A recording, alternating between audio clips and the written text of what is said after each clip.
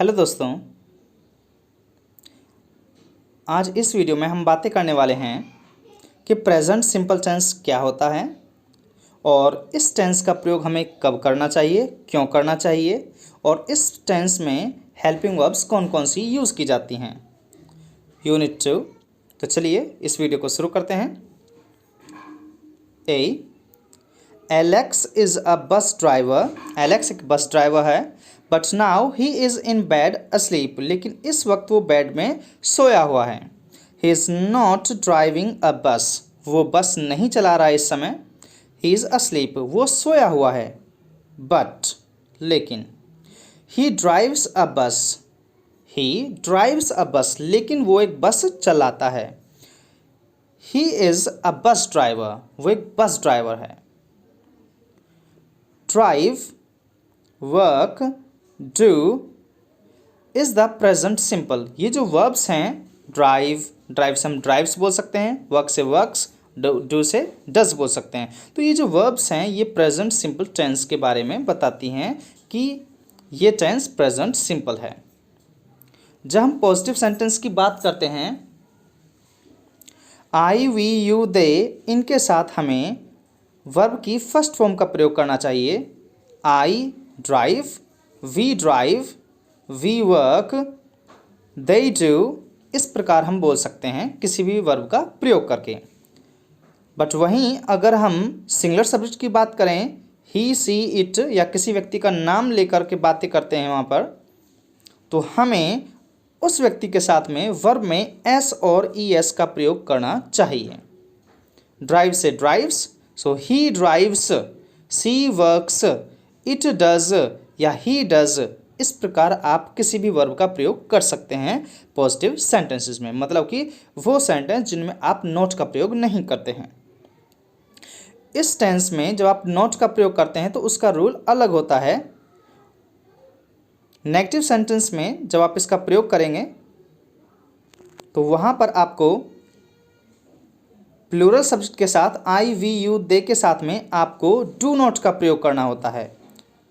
और जबकि ही, सी, it singular subject के साथ आपको डज नॉट का प्रयोग करना होता है। और डज नॉट के बाद आपको वर्ब की फर्स्ट फॉर्म का प्रयोग करना चाहिए, ना कि एस और ई एस का। B, we use the present simple tense to talk about things in general. कि प्रेजेंट सिंपल टेंस का प्रयोग हम जनरल बातों के बारे में भी बात करने के लिए करते हैं। जब हम किसी ऐसी बात के बारे में बात करते हैं जो हमेशा ही होती है तो वो जनरल टॉक कहलाती है। We use it to say that, हम इसका प्रयोग इसलिए भी करते हैं something happens all the time, कि जब कोई काम हर वक्त होता है या रिपीटेडली या फिर वो बार बार होता है, और that something is true and in general. याद रखिएगा, जब हम किसी ऐसे काम के बारे में बातें करें जो काम हम बार बार करते हैं या फिर जो काम हर वक्त होता है या फिर कोई ऐसी बात जो सत्य होती है, तो इन सभी बातों के बारे में बातें करने के लिए हमें प्रेजेंट सिंपल टेंस का प्रयोग करना चाहिए। एग्जाम्पल के लिए, nurse is look after patients in hospitals. तो ये एक सच्ची बात है कि जो नर्स होती हैं वो पेशेंट्स, मरीजों की देखभाल करती हैं हॉस्पिटल्स में। तो एक सच्ची बात है और ये एक बार नहीं, ये बार बार ऐसा एक्शन होता है। I usually go away at weekends, कि मैं अक्सर बाहर जाता हूँ वीकेंड्स पे। कि जब वीकेंड्स आता है मतलब कि इस हफ्ते का एंड होता है तो मैं बाहर घूमने जाता हूँ। आई यूजुअली गो अवे, सो ये काम मैं एक बार नहीं करता, ये बार बार करता हूँ, रिपीटेडली करता हूँ। The earth goes around the sun, कि जो पृथ्वी है वो सूर्य के चारों तरफ चक्कर लगाती है। अर्थ गोज अराउंड, ये एक जनरल ट्रूथ है, ये यहाँ पे एक सच्ची बात बता रहे हैं। The cafe opens eight 7:30 in the morning. और जब हमें कोई टाइम टेबल बताना होता है कि या फिर रिपीटेड एक्शन बताना होता है तो भी हम यहाँ पर प्रेजेंट सिंपल का ही प्रयोग करते हैं।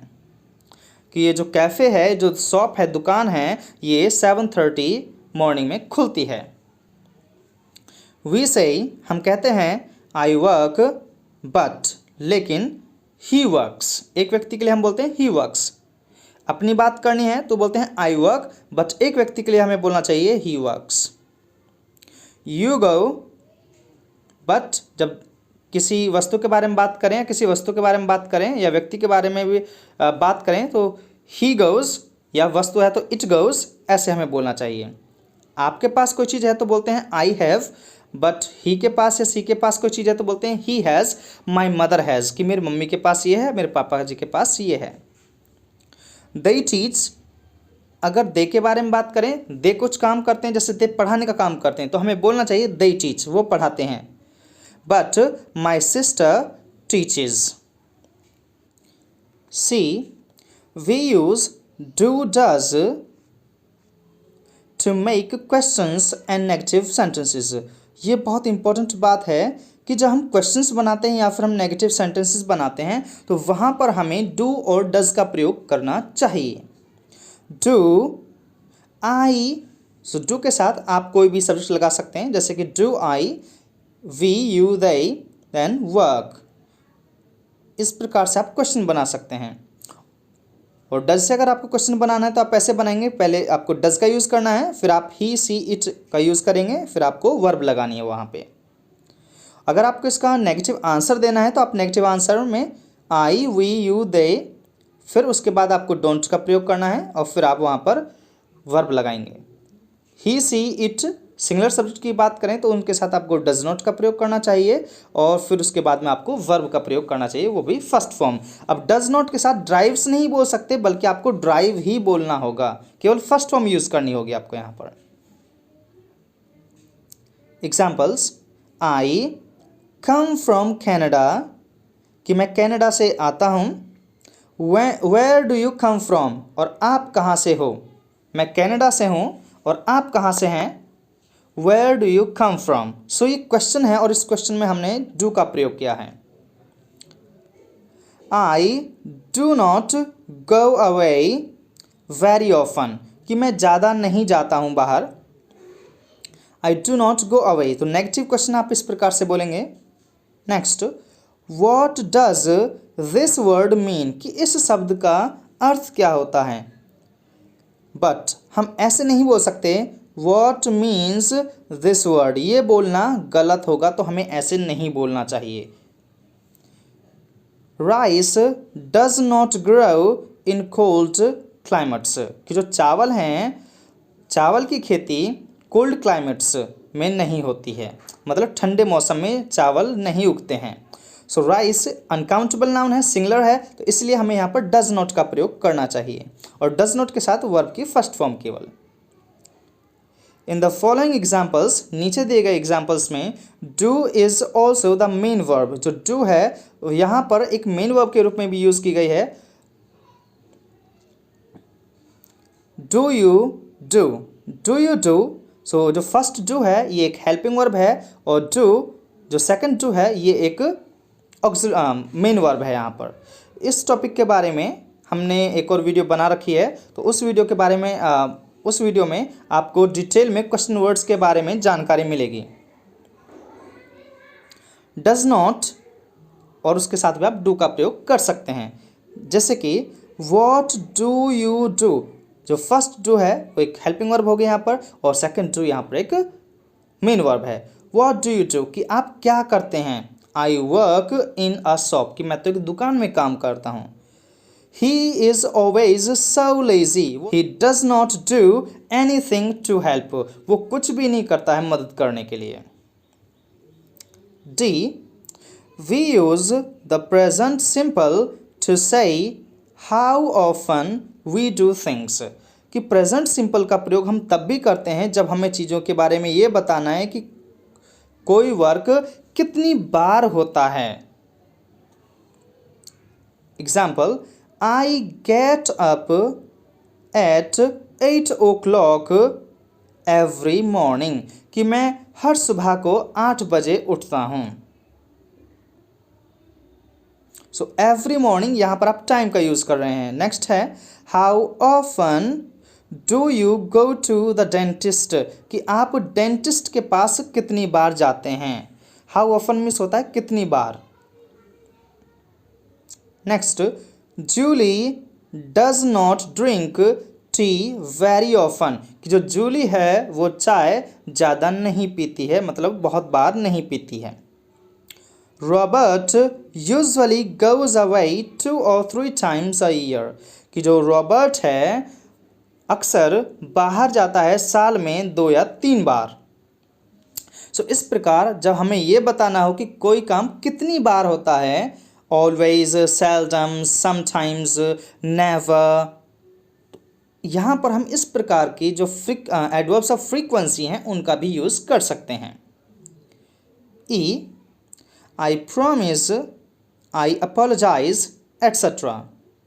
Sometimes we do things by saying something, कभी कभी हम चीज़ों को करते हैं जब हम कुछ कहते हैं और उस चीज़ को हम करते भी हैं। फॉर एग्जाम्पल, उदाहरण के लिए, when you promise to do something, जैसे कि आप किसी से वादा करते हैं कुछ करने का। यू कैन से, आप कह सकते हैं आई प्रॉमिस, जब आप किसी से वादा करें तो आपको बोलना चाहिए आई प्रॉमिस। लेकिन जब आप किसी को कुछ सजेस्ट करते हैं तो आपको बोलना चाहिए वहाँ पर आई सजेस्ट। कुछ किसी को समझाएं, कुछ बताएं तो आपको बोलना चाहिए आई सजेस्ट। लेकिन अगर आप किसी से कुछ प्रॉमिस करते हैं तो बोलना चाहिए I promise. Example, I promise I won't be late, मैं वादा करता हूँ मैं लेट नहीं होऊंगा। लेकिन हमें ऐसे नहीं बोलना चाहिए आई एम प्रोमिजिंग। प्रोमिस में आईएनजी का प्रयोग नहीं करना चाहिए। Next, what do you suggest I do, आप क्या सजेस्ट करते हैं मुझे कि मुझे करना चाहिए। So I suggest that you should speak English, I suggest that you should come here on time, मैं आपको सलाह देता हूँ कि आप यहाँ पर आया करें, आपको इंग्लिश बोलनी चाहिए। आप कुछ भी ऐसे बोल सकते हैं। इस प्रकार आप अन्य वर्ब्स का भी यूज़ कर सकते हैं।